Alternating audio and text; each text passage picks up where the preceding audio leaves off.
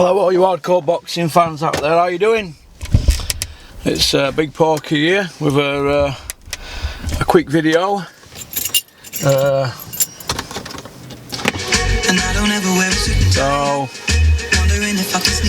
I'm just gonna get some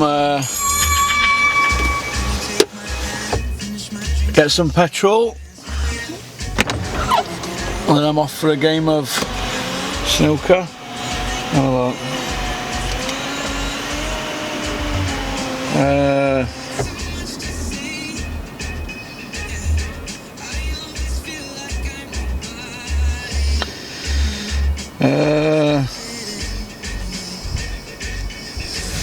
yeah, so I didn't have enough time, Dennis. It was Dancing in the Sand, 220 at Beverley, 4-1. It lost, come third. So Kevin Darbo will be gutted because it's their horse, isn't it? But that's why I don't back horses. If I'd have put you 40 quid on Den, you'd have lost your money, wouldn't you? But so alright, it's in a bit. Right, that's more or less everything tied up today with boxing.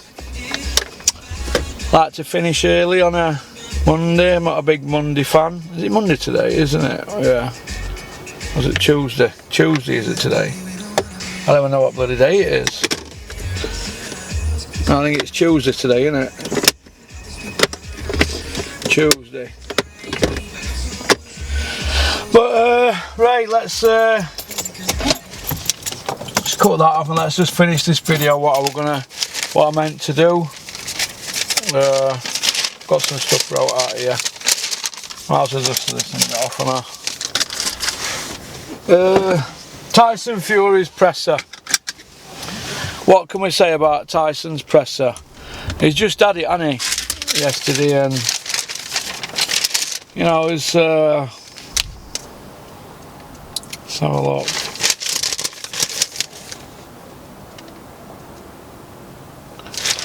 Let's have a look what I got down here. Yeah, basically they're having a go at Eddie Hearn, right? I can understand with the problem, you know, they're having a go at Eddie and Tyson's putting videos out, he's mentioning that he'll fight Dillian Whyte, but it's got to be for diamond belt. Whatever belt it is, it's not Wilder, is it? So if Tyson's trying to get a WBC belt, we aren't fighting Wilder. I don't get that. I don't get it. He's got to fight Wilder to be known as WBC man, as far as I'm concerned. Frank Warren were having a dig at Eddie Hearn, Bob Arum, saying he doesn't know a dick about promoting. Well, you've got to try, haven't you? If Eddie's trying to do something in canvas, you know, at first you're not going to succeed, then you're going to try again, aren't you? But as far as I'm concerned, it's the market's new for him, innit? They're all going to do the best to block Eddie, so I'm going to have to defend Eddie on that. Michelle Phelps, she had her chance to ask Tyson Fury some proper questions in that interview in hotel where he's laid on bed. She never asked him what she should have asked him. She was just basically talking about, you know, anything other than boxing and what's your favourite colour and, you know, all sorts of stuff that's just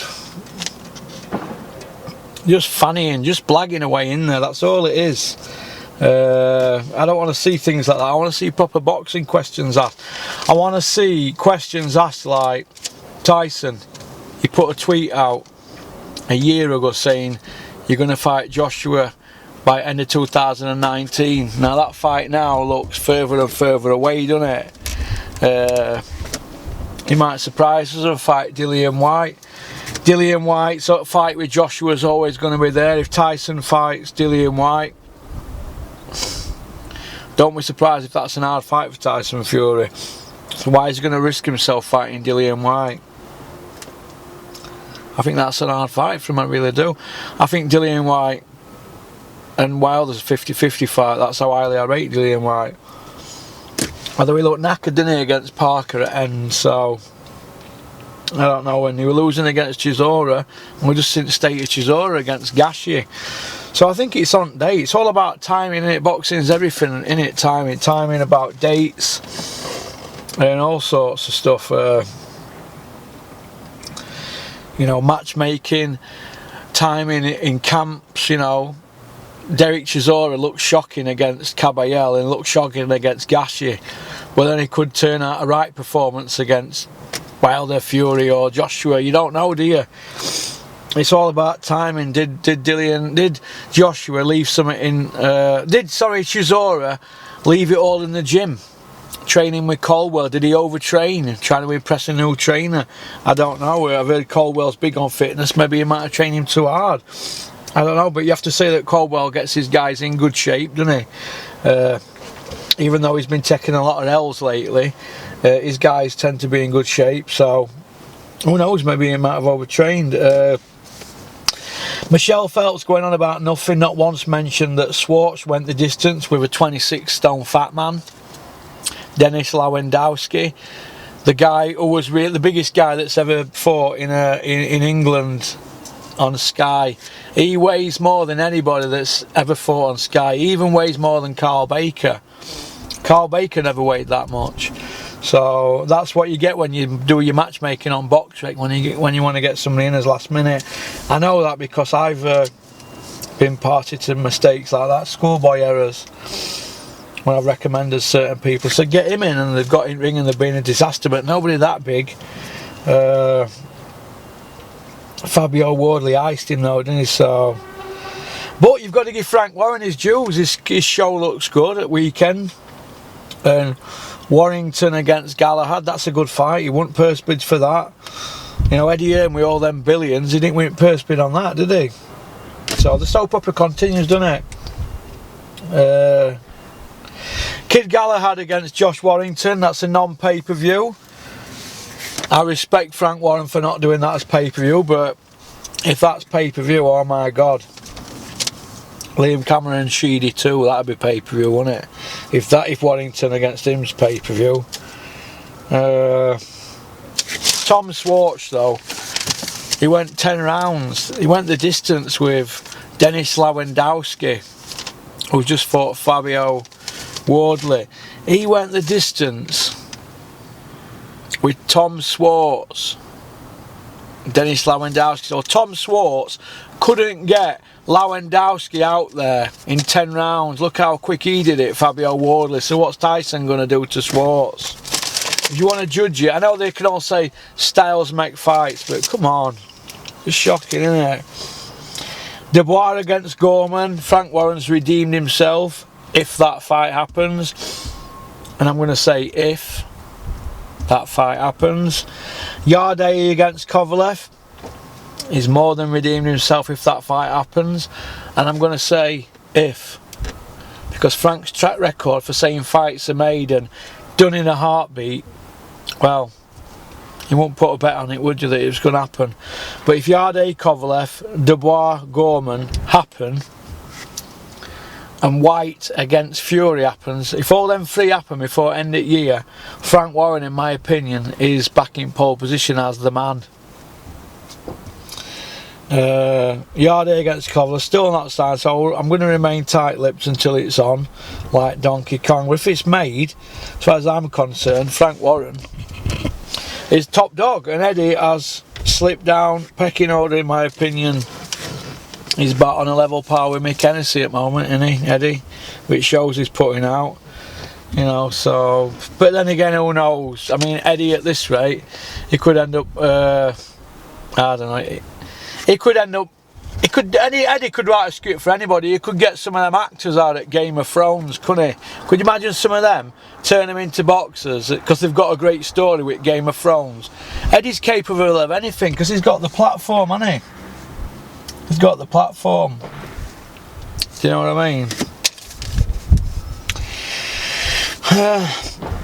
Bob Arum, Frank Warren, Tyson Fury all sat there being interviewed backstage for all this smashing USA talk, and I'm on a crusade in the USA.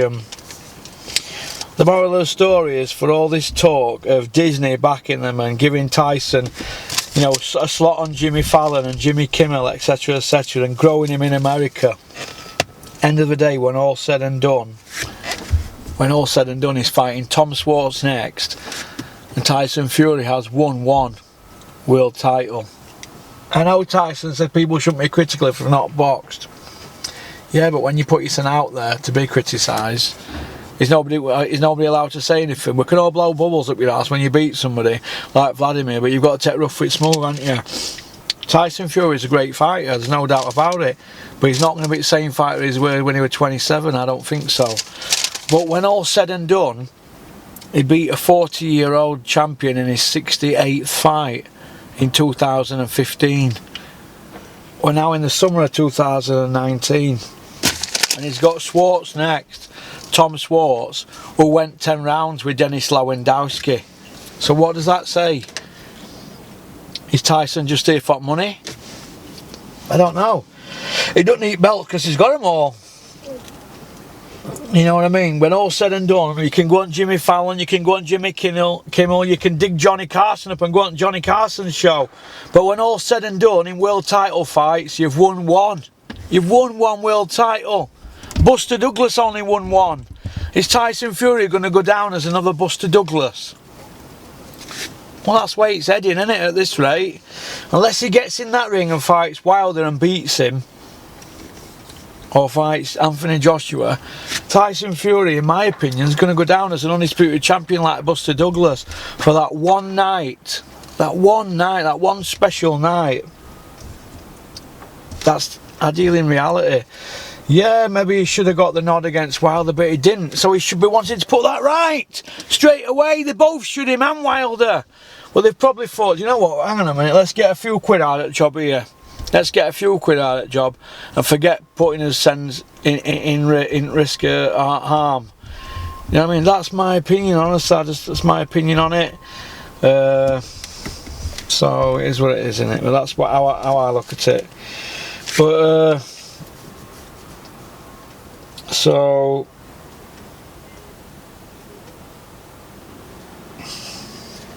when all's said and done, Tom Schwartz went 10 rounds with a blubber man. Denis the Blubberman Lewandowski. I can't get him out of my head. Now, cut to the blubber man. So, cut to the blubber man. Nicola, slip a picture of the blubber man in just to remind people who the blubber man is. Do you know what I mean? But, so, Billy Joe Saunders. Billy Joe Saunders fights at the weekend. He's got a gift this weekend, hasn't he, Billy? But I still can't get that out of my head. The blubber man. Unbelievable. I can't get that out of my head. I can't get that out of my head. That blubber man one. I can't get it out of my head. Can't get it out of my head. So peace out. Keep on. He's looking to open up a little bit here, and he's just trapped on the ropes. Really, Lewandowski looks to try and let that right hand go, but he's just getting beaten up here. Yeah, these are good shots going down the middle. Look at the state of this guy here. Pressure. That was a good Look at the state of him. German just to try and get a little bit of respite, but he's getting punished in there at the moment. He really is. Wardley's kind of just upped the tempo incrementally from round 1 to 2 to 3. It's those right uppercuts straight through the middle. They're doing the damage. They're blooded the nose. You know, as he tries to put his hands together to try and block the uppercuts, he's going to get the uppercut again, and I think he's just nodded at the referee that he doesn't want any more here, and the referee on cue just steps in and waves it over. He's looking to... Now that's what happens when you match your fighters by box rec. You look on box rec, and it's an easy mistake done. You look on box rec, and you look at a photograph, and you think he's a knockover job, and then he turns up looking like that.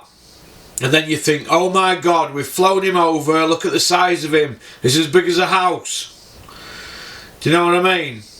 Now that, look at all these boxers here at the side here, all these guys here, these are all fighters, these here, look. Look at there, McDonald there, Charlie Edwards, Shane McGuigan,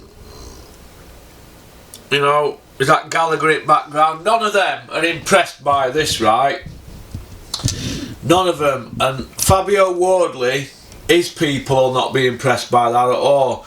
That guy's a human being. He's had to come over there and he's just had to take a good hiding like that. You could hear people screaming in the background.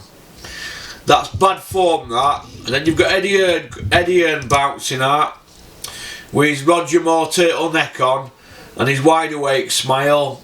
You know, talking about levels and this and that and blah de blah. End of the day, look at the state of that kid there. He's got to go home to his family, that kid there.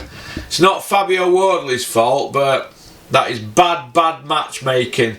That's dangerous matchmaking. And that kid's probably only on a couple of grand. Dangerous matchmaking, that is.